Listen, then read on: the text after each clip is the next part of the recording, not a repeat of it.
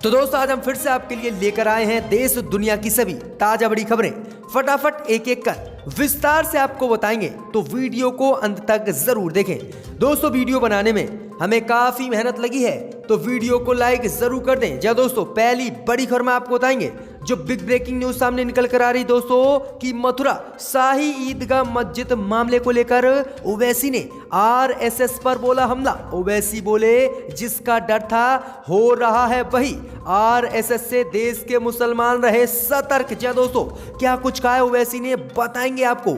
इस बीच दोस्तों अगली खबर में हम आपको बताएंगे कि बुरी फंसी कंगना रनावत अब जाएगी जेल। हिंदू मुस्लिम में नफरत फैलाने के आरोप में बांद्रा कोर्ट ने दिया कंगना रनावत पर एफआईआर दर्ज करने का आदेश। कहा इसे डालो जेल में नहीं तो फैला देगी देश में हिंदू मुस्लिम के दंगे। जय दोस्तों तगड़ा झटका कंगना रनावत को कोर्ट से। इस बीच दोस्तों तीसरी बड़ी खबर में आपको बताएंगे कि भारत चीन के बाद अब ईरान और अमेरिका में बड़ा तनाव। ईरान ने दे दी आज अमेरिका को खुली धमकी, कासिम सुलेमानी की हत्या का जल्द लेंगे बदला। जा दोस्तों एक बार फिर से ईरान और अमेरिका में तनाव बढ़ गया है। इस बीच दोस्तों अगली खबर में हम आपको बताएंगे कि जीडीपी के बाद भूखमरी में इंडिया हुआ नंबर 1, बांग्लादेश पाकिस्तान को भी छोड़ा पीछे। तो राहुल समेत प्रशांत भूषण ने मोदी पर बोला हमला, कहा बहुत अच्छे जा रहे हैं मोदी। जब दोस्तों इसी बीच अगली खबर में हम आपको बताएंगे कि दिल्ली हिंसा को लेकर ईडी ने ताहिर हुसैन के खिलाफ दायर की चार्जशीट। ताहिर हुसैन समेत गुप्ता ने दिल्ली दंगों में इस्तेमाल किए थे 110 करोड़ रुपए और फैलाई थी हिंसा। जी दोस्तों ईडी ने किया है दावा, तो वही हाथरस मामले को लेकर संजय का योगी पर हमला। कहा मैं रखूंगा हाथरस पीड़ित परिवार को अपने घर में, अगर योगी में दम है तो मुझे रोक कर दिखाए। जी दोस्तों बड़ी धमकी योगी को दे दी है। तो वहीं आपको बताएंगे दोस्तों कि असम की बीजेपी सरकार ने किया ऐलान, सभी सरकारी मदरसों को स्कूल में किया जाएगा तब्दील। नवंबर में जारी होगी अधिसूचना। बड़ा ऐलान क्या है, तो वही आपको बता दें कि भारत चीन तनाव को लेकर बीजेपी सांसद ने अपनी ही मोदी सरकार पर बोला हमला। कहा आखिरकार चीन से मोदी और अमित शाह को क्यों लगता है इतना डर जो कुछ नहीं कहते हैं। जय दोस्तों बड़ा हमला अपनी ही सरकार पर बोल दिया है। क्या कुछ कहा है सुब्रमण्यम स्वामी ने विस्तार से आपको बताएंगे। तो वहीं राहुल गांधी ने भी केंद्र की मोदी सरकार पर बोला है हमला। क्या कुछ कहा है राहुल गांधी ने, सब कुछ विस्तार से आपको इस वीडियो में बताएंगे, तो वीडियो को आप अंत तक जरूर देखें। इसी बीच पर तो दोस्तों पहली बड़ी खबर की ओर जो बिग ब्रेकिंग न्यूज सामने निकल कर आ रही दोस्तों कि मथुरा में शाही ईदगाह मस्जिद हटाने को लेकर आरएसएस पर ओवैसी का हमला। जय दोस्तों आपको बता दें कि मथुरा में कृष्ण जन्मभूमि और शाही ईदगाह मस्जिद के खिलाफ याचिका दायर होने के बाद आज असुद्दीन ओवैसी ने एक बार फिर से आरएसएस पर तीखा हमला बोला है। असुद्दीन ओवैसी ने कहा है कि जिस बात का डर था अब देश में वही हो रहा है। असुद्दीन ओवैसी ने आगे कहा कि बाबरी मस्जिद से जुड़े फैसले की वजह से आरएसएस परिवार के लोग के इरादे और भी मजबूत हो गए। याद रखिए अगर आप और हम अभी भी गहरी नींद में रहेंगे तो कुछ साल बाद आरएसएस इस पर भी एक हिंसक मुहिम शुरू करेगी और कांग्रेस भी इस मुहिम की एक अटूट हिस्सा बनेगी। वहीं आपको बता दें कि इससे पहले असुद्दीन ओवैसी ने कहा था कि श्री कृष्ण जन्मस्थान सेवा संघ और शाही ईदगाह ट्रस्ट के बीच जब विवाद 1968 में सुलझ गया तो फिर विवाद को अब क्यों खड़ा किया जा रहा है। असुद्दीन ओवैसी ने साफ कहा है कि जिस बात का हमें डर था कि जिस तरह से अयोध्या में मस्जिद को गिराकर वहां मंदिर बनाएगा, कहीं मथुरा में भी शाही ईदगाह मस्जिद को गिराकर श्री कृष्ण जन्म स्थान पर मंदिर ना बनाया जाए। तो ये बड़ी अपडेट है। आरएसएस पर हमला बोलते हुए ओवैसी ने ये बातें कही हैं। इसी बीच पर तो दोस्तों अगली खबर की ओर तो कंगना रनावत की बड़ी मुश्किलें। हिंदू मुस्लिम में नफरत फैलाने के आरोप में फंसी कंगना, बांद्रा कोर्ट ने दिया एफआईआर दर्ज करने का आदेश।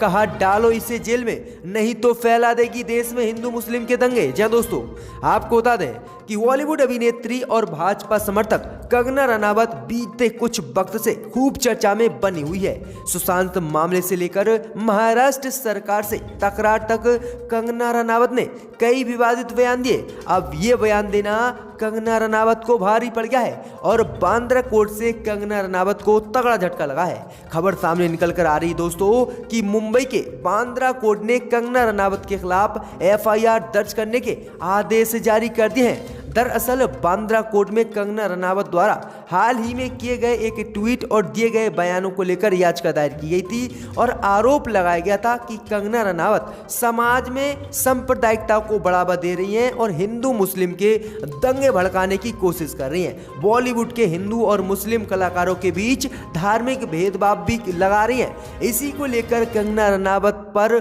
ये एफआईआर दर्ज करने का आदेश कोर्ट ने दिया है। कोर्ट ने कहा है कि ये देश में सांप्रदायिक हिंसा फैला सकती है और हिंदू मुस्लिम के दंगे हो सकते हैं। इसलिए कंगना रनावत पर तत्काल कोर्ट ने आदेश दिया है कि तत्काल पुलिस एफआईआर दर्ज करे और इसके खिलाफ कार्रवाई करे। जी दोस्तों, अब कंगना रनावत की मुश्किलें बढ़ गई हैं।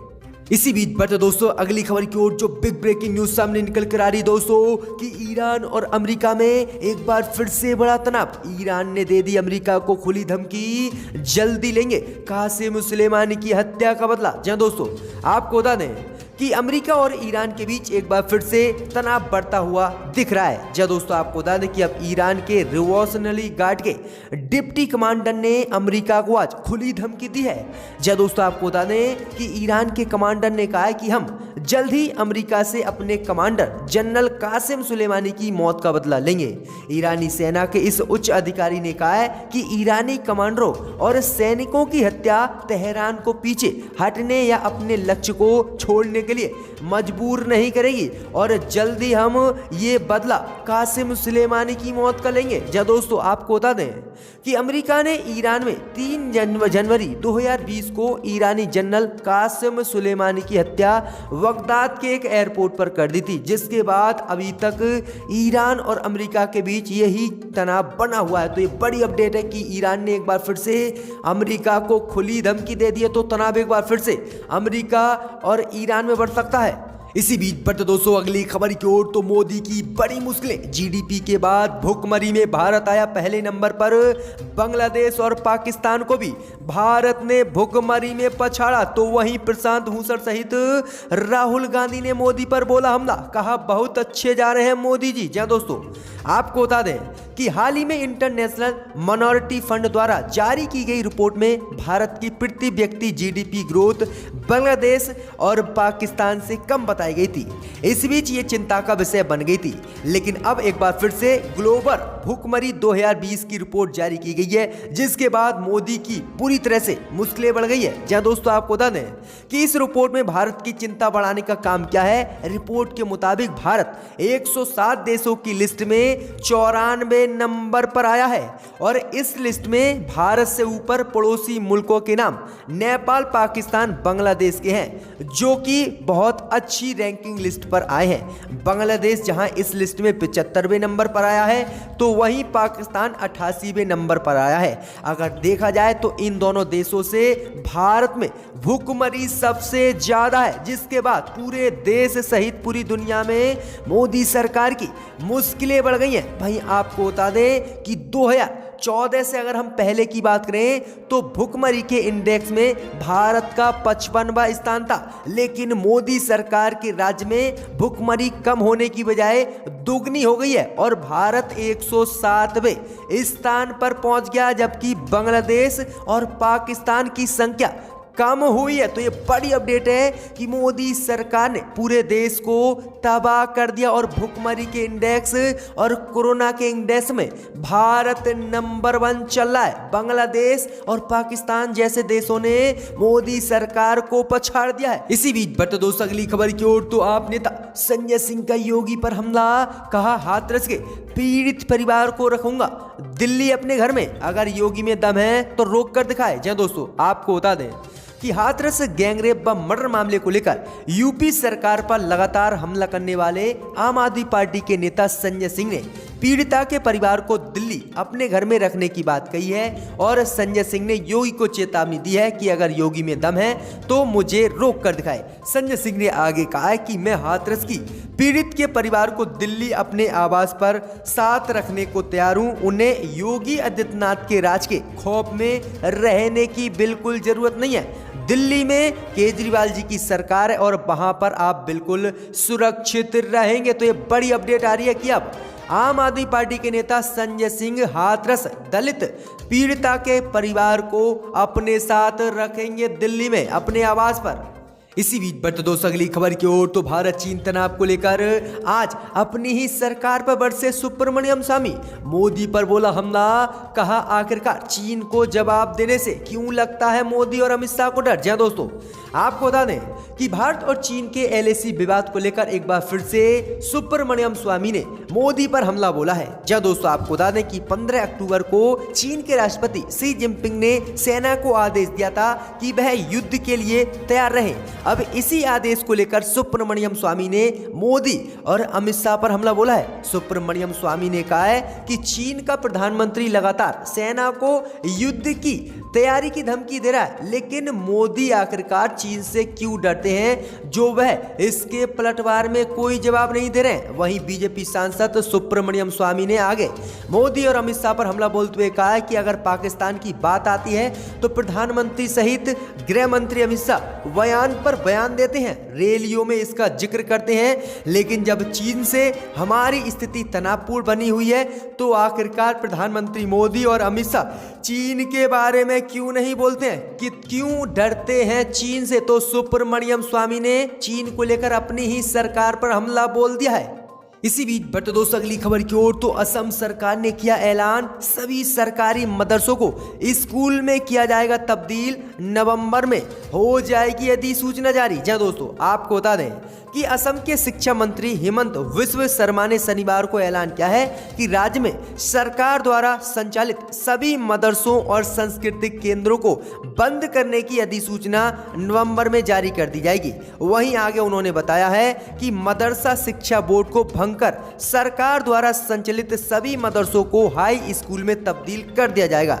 नियमित छात्रों की तरह सभी स्कूलों में दाखिले भी दिए जाएंगे। तो ये बड़ी अपडेट आ रही है कि असम सरकार अब सभी सरकारी मदरसों को स्कूल में बदल देगी। इसी बीच बढ़ते दोस्तों अगली खबर की ओर। तो राहुल गांधी का केंद्र की मोदी सरकार पर हमला, कहा नए कानून हर किसान की आत्मा पर आक्रमण। जी दोस्तों, आपको बता दें कि कांग्रेस नेता राहुल गांधी ने नए कृषि कानून को लेकर एक बार फिर से केंद्र की मोदी सरकार पर हमला किया है और दावा किया है कि ये कानून हर किसान की आत्मा पर आक्रमण है तथा इस तरह के कानून ने देश की नींव को कमजोर किया है। राहुल गांधी ने ये तीनों कानून को काला कानून बताया है। वहीं राहुल गांधी ने कहा है कि मैं पंजाब और हरियाणा में हालिया यात्रा पर गया था, जहां पर नए कृषि कानून के खिलाफ निकाली गई ट्रैक्टर रैली में बहुत कुछ लोगों ने कहा कि ये कानून काला कानून है और मोदी सरकार ने इस कानून को लेकर देश की नींव को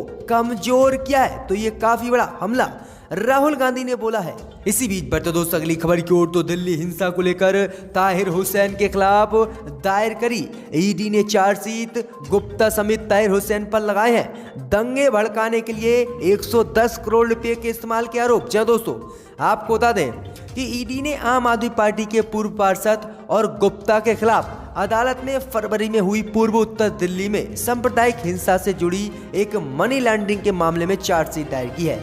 जी दोस्तों, आपको बता दें कि ईडी ने अपनी चार्जशीट में बताया है कि हुसैन और उसने जुड़े व्यक्तियों ने नागरिकता संशोधन अधिनियम और दंगों के खिलाफ विरोध प्रदर्शन को बढ़ावा देने के लिए डमी कंपनियों के जरिए लगभग 110 करोड़ रुपए का इस्तेमाल किया। अदालत ने हुसैन और गुप्ता को 19 अक्टूबर को तलब किया है और कहा कि इन दोनों ने पैसों का इस्तेमाल कर दिल्ली में हिंसा फैलाई है। तो ये बड़ी अपडेट आ रही है कि ताहिर हुसैन के बाद अब एक नाम और जुड़ गया है, गुप्ता। इसी बीच बढ़ते दोस्तों अगली खबर की ओर। तो मध्य प्रदेश उपचुनाव के लिए कांग्रेस ने जारी किया अपना घोषणा पत्र। कमलनाथ बोले बीजेपी को तमाचा मारेगी प्रदेश की जनता। जी दोस्तों, आपको बता दें कि कांग्रेस ने मध्य प्रदेश में विधानसभा की 28 सीटों के लिए 3 नवंबर को होने जा रहे उपचुनाव के लिए अपना घोषणा पत्र शनिवार को जारी किया है। इसमें कांग्रेस ने सत्ता में आने पर कोरोना महामारी से मरने वालों के परिवार को मदद करने का वादा किया है। वहीं आपको बता दें कि इसी के साथ किसान फसल ऋण माफी योजना, गायों की कल्याणकारी योजना और ग्वालियर चंबल क्षेत्र के विकास पर विशेष जोर देने का भी कमलनाथ ने दावा किया है और प्रदेश की जनता से वादा भी किया है। तो ये बड़ी अपडेट है कि अब कांग्रेस ने तो कमलनाथ ने तो जारी कर दिया है घोषणा पत्र। अब देखते हैं कि बीजेपी क्या घोषणा पत्र जारी करती है। इसी बीच पर तो दोस्तों अगली खबर की ओर, तो बिहार चुनाव में पप्पू यादव ने किया वादा, मुख्यमंत्री बना तो मैट्रिक पास करने पर लड़कियों को स्कूटी और लड़कों को दूंगा बाइक। जी दोस्तों, आपको बता दें कि जन अधिकार पार्टी के अध्यक्ष पप्पू यादव ने गया में रैली को संबोधित करते हुए ऐलान किया है कि वह अगर बिहार के 2020 के मुख्यमंत्री बनते हैं तो वह बेटियों को शिक्षा के आधार पर स्कूटरी और लड़कों को बाइक देंगे, जिससे कि उच्च शिक्षा बिहार में बने और शिक्षा के आधार पर बिहार देश में नंबर 1 बने। जी दोस्तों, आपको बता दें आगे उन्होंने कहा कि अगर मैं मुख्यमंत्री बनता हूं तो हर लड़की और हर लड़का कॉलेज बाइक से जाएंगे और पैदल नहीं जाएंगे। तो ये बड़ा ऐलान पप्पू यादव ने बिहार में कर दिया है, जिसके बाद राजद समेत बीजेपी जेडीयू की मुश्किलें बढ़ गई हैं। के रेजोल्यूशन पर सस्पेंड किया गया है।